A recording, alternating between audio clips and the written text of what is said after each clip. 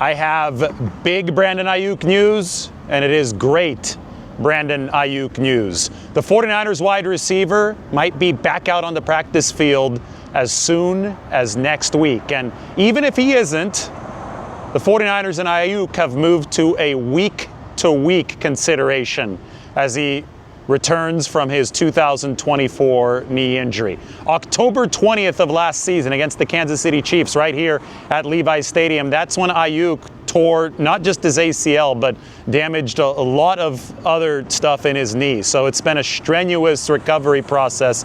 Just over a year later, he is zeroing in on a return to the field, and the 49ers, they've been talking casually about Week 10 against the Los Angeles Rams as a full activation from the PUP, the physically unable to perform list. Looks like that might indeed be possible. Also good news on Brock Purdy. He is officially out of this game against the Houston Texans, but Brock is going to travel with the 49ers to Houston. They leave in just a few minutes here from the South Bay. And that means that he has improved enough to take a fairly long flight. It's going to be about 4 hours in the air to Houston. Purdy did not travel to LA. He did not travel to Tampa. Now, though, I saw him on the practice field today. He was moving around really well. They don't let us film players who are working with trainers, and Purdy at the very start during warmups was working with the trainers off on the side, and he was doing hops on one leg, and then he was doing sprints, and the hops on one leg were putting a lot of pressure on his toes. That's obviously the injury that Brock Purdy is dealing with, and he seemed to be moving around just fine. Then I saw him in the locker room after, and Brock was still moving without a limp. So it's not like he aggravated anything during practice. They are getting more and more intense with the work that Brock does in practice. They've been very happy about his progress over the course of the past 2 weeks, and maybe we see him against the New York Giants. The one thing is, and I talked about this over the course of this week, is that this game against Houston and the next one against the Giants is on artificial turf, which obviously has a higher injury rate than natural grass. The Rams game in Week 10 is natural grass, so I think that you'd prefer for Purdy to return then, but do you think that he might be rusty if he doesn't see any action before then? So it could be a rust versus turf kind of balance that the 49ers are playing. Also out of this game is Ricky Pearsall. And I look at Ricky with his knee, and I look at Brock with his toe, and I look at Brandon Aiyuk coming off the severe knee injury. It would make sense if the 49ers were trying to coordinate a big return Week 10 on natural grass against the Rams. That's going to be one of the biggest games of the season. But first, let's talk about this game against the Texans. Purdy out, Pearsall out, Bryce Huff as expected with the hamstring out, Yetur Gross-Matos as expected out with the hamstring, and Jake Brendel also out with that hamstring injury. Deommodore Lenoir was back out at practice for the 49ers today with the quad contusion. He's officially questionable. I don't think that there's any doubt in the 49ers' minds that Deommodore Lenoir is going to play in this game. They probably had to list him as questionable just because he did miss practice on Wednesday and Thursday, but the fact that Lenoir was back today, big for San Francisco and that cornerback room. Luke Gifford, the linebacker, also listed as questionable, but he was back out at practice. He missed Thursday's session with a hamstring issue. Spencer Burford, questionable, but he's on IR, so he has to be listed as questionable. If the 49ers decide to activate Spencer Burford from IR, it will obviously take up one of those 8 activation spots, but he would no longer be listed as questionable. As long as he remains on injured reserve and is practicing by league rule, he has to maintain that designation. You know, same thing is going to apply to Brandon Aiyuk moving forward. He's on PUP, not IR, but if his practice window opens next week, he won't be removed from PUP just yet. He won't be removed until he's officially activated, and his game status will be questionable up until the point that the 49ers do formally activate him. The Houston Texans are dealing with injury situations of their own. 2 wideouts, 2 veteran wideouts, Nico Collins and Christian Kirk, both ruled out of this game against the 49ers. And Houston is struggling as it is offensively. They don't have a good offensive line, especially the left side of it has given up a ton of pressure. They rank number 30 in both run block win rate and pass block win rate. But the left tackle, Aronte Ursary out of Minnesota, we were talking a lot about him in the pre-draft process. He's a rookie. He's given up quite a bit of pressure, about 22 pressures given up by Ursary so far this season. And then the left guard is a former 49er, Laken Tomlinson. He's also ranked in the bottom 10 at his position in terms of pass protection. They're not bad from center to right tackle in terms of pass pro, but there are holes to be exposed on the left side. And I tweeted this, and there was a fan that responded to me, and he said, how the heck are the 49ers underdogs in this game? Because they are. And I said, well, because the 49ers, they're missing Bryce Huff, they're missing Bosa, they're missing Yetur Gross-Matos. They don't have a single plus pass rusher on this team. So I think that many people expect even the Texans' struggling offensive line to be able to hold off the 49ers pass rush in this game. And they think the Houston offense will look at least mediocre as a result instead of bad, and then you hand the game over to the Texans defense, which is the number one unit in all football, and the 49ers are playing their backup quarterback and Mac Jones, and they obviously don't have two of their top weapons in Brandon Aiyuk and Ricky Pearsall back quite yet, and that's why the Texans are favored at home. I have made my prediction. You guys can go check it out on the San Francisco Standard. I may not agree with what the point spread is in this game, but you can read why I don't agree, and I'll tell you some of it right here over the course of the next few minutes. The 49ers have been so gritty this year, and so much of it, I think, is because of the coaching and the attention to detail that's been instilled in this team. So I find it fitting that they're trying to move to 6-2 against one of their former coaches, DeMeco Ryans. Unfortunately for DeMeco, things have been trending in a direction that Robert Saleh saw with the New York Jets, that he's got a really, really good defense. Saleh also had that in New York, but the offense has been struggling. Now, different situations offensively at the quarterback position. DeMeco had a very promising rookie, C.J. Stroud, a couple seasons ago, and unfortunately for him, C.J. has regressed, while the Jets, well, that was a team that tried to get Aaron Rodgers. He tore his Achilles, and then everything spun out of control from there for New York, and then Robert Saleh is now back here with the 49ers. But you talk about all these big coaching names, talented coaches, and I think that especially for San Francisco, it's been a huge part of the story of why this is a 5-2 team. Even though the Pythagorean win formula says the 49ers should just be around 3 wins on the season, they have 2 extra wins. It's because they're winning at those high leverage moments. I think this league is all about that now, because there's so much parity in this league. You're going to have a lot of close games. If you can win at the moments that mean more, at those junctures, I don't think it's just luck.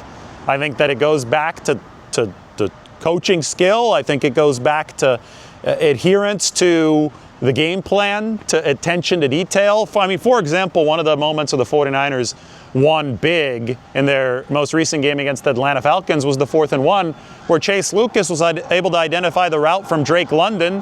On paper, it was a mismatch, London against the 49ers backup nickelback, but Lucas drove to the football in the out pattern because he saw London come in motion, and he had seen cut-ups prepared by Robert Saleh's staff. He had watched 80 cut-ups, a total of 10 times each. I mean, he'd watched probably nearly 1,000 plays of tape, and he knew what Drake London was going to run, and he jumped and he knocked away the pass. It probably could have been a pick 6 or at least an interception for Chase Lucas. But the lesson there is that Robert Saleh is so maniacally detailed. Kyle Shanahan and Robert Saleh actually met back in 2006 on the Houston Texans staff.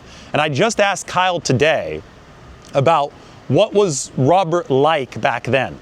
And Kyle said he was just as bald and just as jacked back then. Okay, funny. But he was also just as detail-oriented. Even as a quality control coach in Houston, Robert Saleh was a master of pattern recognition. And, quality control coaches, that's a big part of the job. And Kyle actually said that one of the reasons why it might have taken Robert a little bit longer to ascend up the food chain of NFL coaches is because his bosses were so happy with the patterns that he was recognizing when he was logging stuff on a computer, when he was doing some of the grunt work. I mean, Robert could have been a Wall Street guy. Instead, he became a football coach, and he started cutting up a bunch of tape, and he started recognizing tendencies. And I think that this maniacal attention to detail trickles down into the entire 49ers staff. Saleh dissects opponents and their tendencies, and he finds exactly where to attack so that the 49ers can make a precise, targeted strike at the one spot of most defined weakness at the most critical moment. So when you talk about winning in high leverage situations, when you talk about Chase Lucas delivering for the 49ers on that 4th and 1, I think it goes back to Saleh and the intense detail with which he prepares not just himself, but the entire 49ers staff, and by extension, the 49ers players. And I think that's something that's going to really benefit them, not just this week, but over the course of the rest of this season. Because you zoom out, they're 5-2 with a plus 7-point differential. But they haven't had anything close to their full assortment of guys on either side of the football quite yet. I know that Nick Bosa and Fred Warner aren't walking back through that door to play anytime soon. They already are back in the building. I saw Fred today, and Nick has been around, so both of those guys are imparting the knowledge that is very, very valuable to the 49ers. But even without those two, we still see a pathway for the 49ers because they can return to an elite offense. When we talk about elite offense, Brandon Aiyuk, Ricky Pearsall both coming back, that could augment the George Kittle return, which we saw for San Francisco last week. And, you know, we can also see the defense tread water, hold where it needs to be with a good performance against the run. And that's what they've done all season so far. They're number 8 in EPA in run defense, up from number 29 last season. So last season, the bottom completely fell out. The defense couldn't stop anybody because if you can't stop the run, you're just going to get pushed around to no end. This year, the 49ers, even with the talent bleeding through injuries, have found a way into the top 10 with run defense. They gave up only 3.1 per carry against the Atlanta Falcons, and they're only going to become more explosive offensively if they can return some of the guys that we're talking about. That's why the Aiyuk return coming up here, maybe in week 10, since the 49ers have floated that, is such a big deal. That's why the Pearsall return, when it does come for San Francisco, is such a huge deal. That's why the Brock Purdy return is such a potentially huge deal for San Francisco. This is how they can make the formula work. You might hear all the trucks and everything going around here at Levi's Stadium. They've actually closed off this road for now. A lot of construction happening. I'm not really sure what they're taking away. I think that's like signage or something on that truck. Maybe some old signage being taken away from Levi's. 49ers have a 2-game road trip right now, so they can get some work done on the stadium before they return for that November 9th game against the Rams. But just wanted to give you guys a little bit of a peek. Sometimes the 49ers team buses have departed down this road when they leave to the airport. Today, I think they have to go out the back way because obviously there's a lot going on from the construction standpoint here in Santa Clara. Number 1 defense on the other side against Mac Jones. This is going to be the biggest test, I think, that Mac has faced so far. There was a big one that he faced with less guys at his disposal, no George Kittle at his disposal in LA, but I think this Texans defense is at another level. The defensive line might not be quite as intimidating as the Rams front, but what these guys are bringing from the linebacker level to the secondary, Azeez Al-Shaair has improved a lot since he left the 49ers. He was already a good player here playing for San Francisco, but between Lassiter and Derek Stingley Jr., you've got 2 really good cornerbacks for the Houston Texans, and just the defense that's so well coached by DeMeco Ryans. They fly downhill. If the 49ers can't be balanced offensively, it could be a long game for them, even if Houston's offense has been struggling. And we know that the 49ers defense, as scrappy as they are and as well as Robert Saleh has coached them, it is not a world-beating unit. San Francisco is not a team that's equipped to blow others out. Maybe in a few weeks, once this offense regains its explosiveness with some injury returns and Brock Purdy manning the quarterback position, it will be. But right now, the 49ers have to brace themselves for more close games, and I think that this one's going to come down to the wire against the Texans as well. 2 scout team players of the week for the 49ers, the Hulk, Sebastian Valdez, and Junior Bergen, the rookie punt returner, or the rookie kick returner, the specialist wide receiver. So 2 rookies got the scout team camo jersey today to wear at Friday's practice as a commemoration of their good work this year. Sebastian Valdez was just playing the defensive tackles for the Houston Texans. He told me that they run a very similar scheme to the 49ers, with D'Amico being their coach, really attacking downhill scheme. So Sebastian did a good job at practice, and then Junior Bergen was emulating a lot of the wide receivers for the Houston Texans. Just talking to both of those guys, Junior Bergen played for Montana. Sebastian Valdez played for Montana State before he transferred to Washington. So they played each other in college. And that's the biggest dude, or one of the biggest dudes on the 49ers, the Hulk, Sebastian Valdez, and one of the smallest dudes, Junior Bergen. Good to have a conversation with both of them in the locker room. All right, prediction is going to be coming up. 49ers and the Texans, another big game.